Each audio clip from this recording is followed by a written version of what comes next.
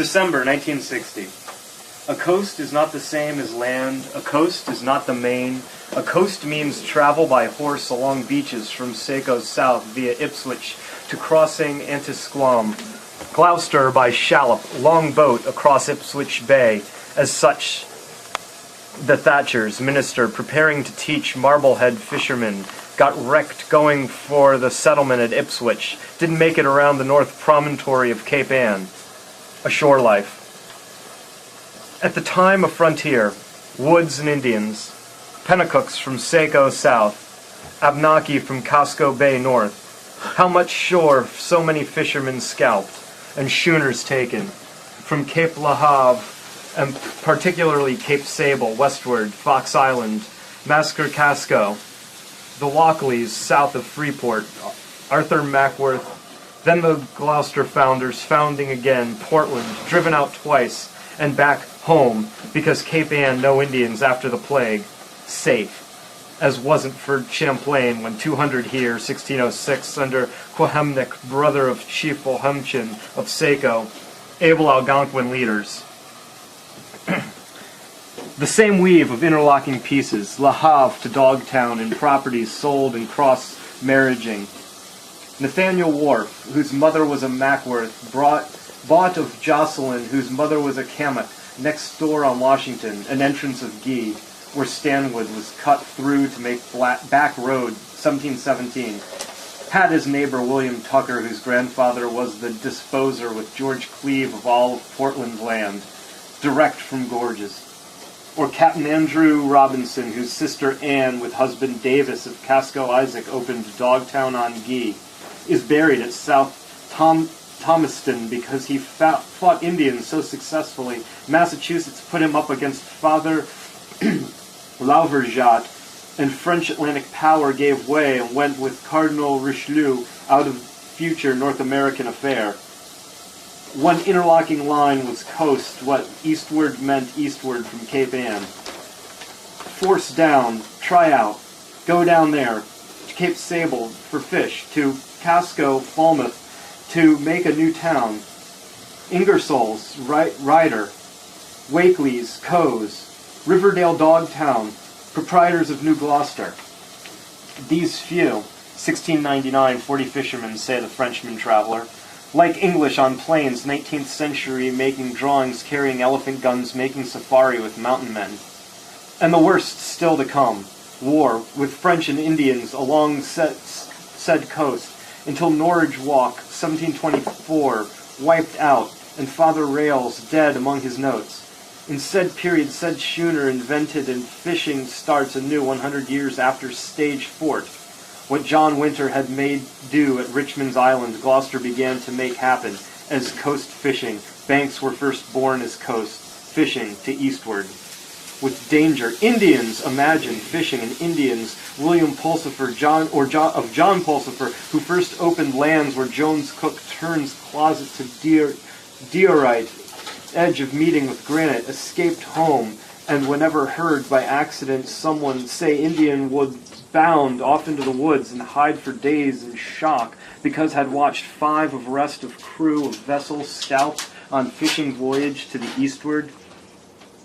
All this, what was once imperial European nations, finding future history from Portuguese fishing grounds under nose of ice, turned in century to domestic horror. Farm boys going fishing and the information of Mr. Richard York of Gloucester, taken June 22nd, 1713, saith on Tuesday, being the 2nd day of this instant June, being at Cape Sable in a sloop on a fishing voyage, and in harbour called the Owl's Head, with my sloop, and Mr. John Price of said Gloucester, lying by me with his sloop. There came down to the waterside about 3 of the clock in the afternoon, 2 Indian men dressed in French clothing, with a kind of white flag on a stick, and called to us and desired us to come on shore, and said they had news to tell us, and showed us papers which they said they had from Colonel Vetch at Port Royal. And we desired them to come on board our vessel, and they said they had no cause and could not come. And after some considerable discourse with them, one of my men and one of Mr. Prince's went ashore to them in a canoe, as namely James Davis and Josiah Ingersoll, who carried a gun with them in said canoe. And when they came to the shore, the said Indians came to them and told the Indians that it was peace. And the Indians said, so it was, or to that purpose, and shook hands with the men, and said, now Indians and Englishmen all own brother. They seeing the gun in the bottom of the canoe, asked why. For, said they, we have no guns, and would have had the men throw their guns overboard. The men told them that they would not hurt them with it. Said Indians desired them to go on board and fetch them some rum and tobacco. The said men asked the Indians to go on board with them, but they would not, except that one of them, fishermen, would stay on shore, and then one of the Indians would go on board.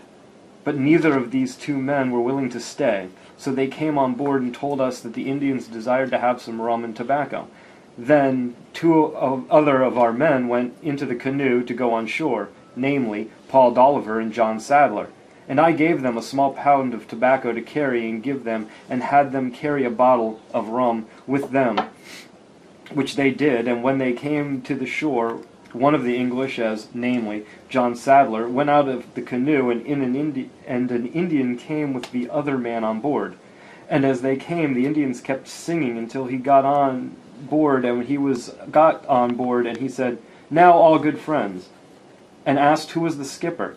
And when they told him, said Indian came and showed me a paper, but it was so much worn and dusted that we could not read it so as to make sense of it, but supposed it might be a pass, for the said Indian said he had it from Governor Vetch, and we found it in these words, be kind to the Indians.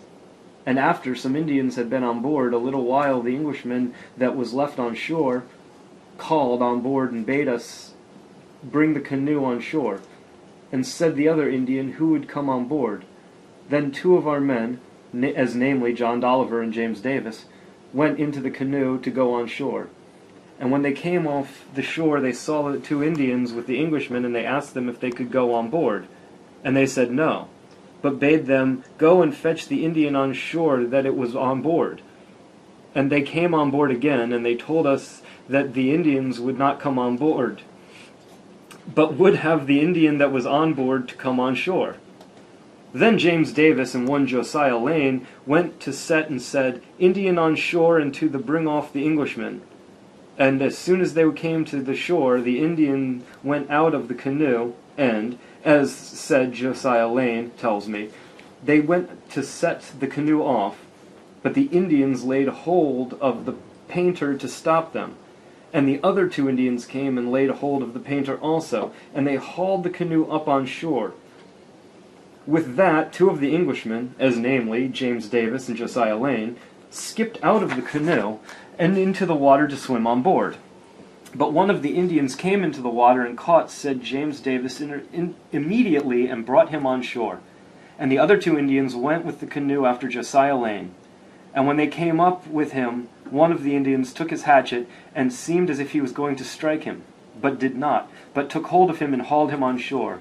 And when they came on shore, there were several more Indians that were coming out of the bushes with their guns. And when they got the said three Englishmen together, they set them down, as said Josiah Lane informed me, and said that they would carry them to Port Royal.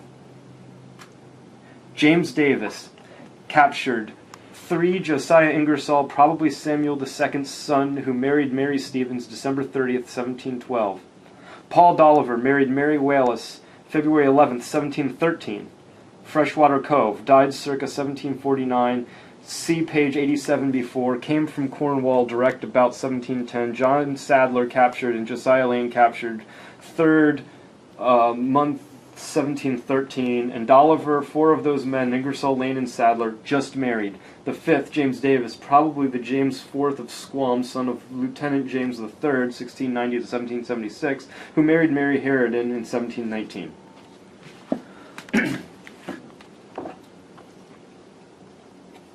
I have a ton of sand in my lungs now. Maximus letter number whatever. Chock-a-block. Once a man was traveling through the woods, and he heard some distance off a sound of feet beating the ground. He went to find the people who made the sound. and it was a full week before he came to them. It was a man and his wife dancing around the tree in the top of which was a raccoon. But their constant treading, they had worn a trench in the ground and were up to it in their waists. When the man asked them why they did it, they said that they were hungry and they were trying to dance around the tree to catch the raccoon. Now the man told them that there was a better way to fell a tree, a new way, and he showed them how to cut it down, in return for which he asked the skin if they had the meat of the raccoon. So they tanned it and off he went. Another distance, in the path in the forest, he met another man who was carrying his house on his head. He was frightened at first, but the man put his house down and shook hands with him. And while they had a smoke together and talked, the man noticed the raccoon skin and asked where he got it. He told him from the dancing man and his wife. That was enough to get the others started. He offered him anything for the skin and finally the house. Looking it over, our man was delighted to find it had so many rooms and such good furniture, but he said, "I could never carry it as you do." "Yes," said the man who belonged somewhere else, "just try it." And he found he could, and it was as light as a basket. So he went off carrying his house until night, when he came to a hardwood ridge near a good spring of water and put it down. Inside was a wide bed covered with a white bear skin, and it was very soft, and he was tired, and he slept very well. In the morning it was even better. Hanging from the beams were deer meat, hams, ducks, baskets of berries, and maple sugar.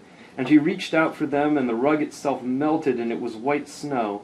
And his arms turned into wings, and he flew up to the flood, and it was birch boughs on which it hung. And he was a partridge, and it was spring. Fuck.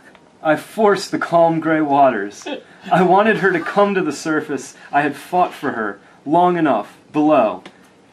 I shaped her out of the watery mass, and into the dragger, cleaning its fish, idled into the scene, slipped across the empty water, where I had placed the serpent, starting as hard as I could to make the snow turn back to snow, the autos to come to their actual size, to stop being smaller, and far away. The sea does contain the beauty I had looked at until the sweat stood out in my eyes. The wonder is limitless of my own term, the compound to compound until the beast rises from the sea. Maximus, March 1961, 1. Maximus, March 1961, 2. By the way into the woods, Indian, otter, lake, ponds, orient. Show me, exhibit, myself. The account of B. Ellery. Vessels, goods, voyages, persons, salaries, conveyances. A Maximus song. Thronged to the seashore to see firin, a walk into the water. March 6, 1961.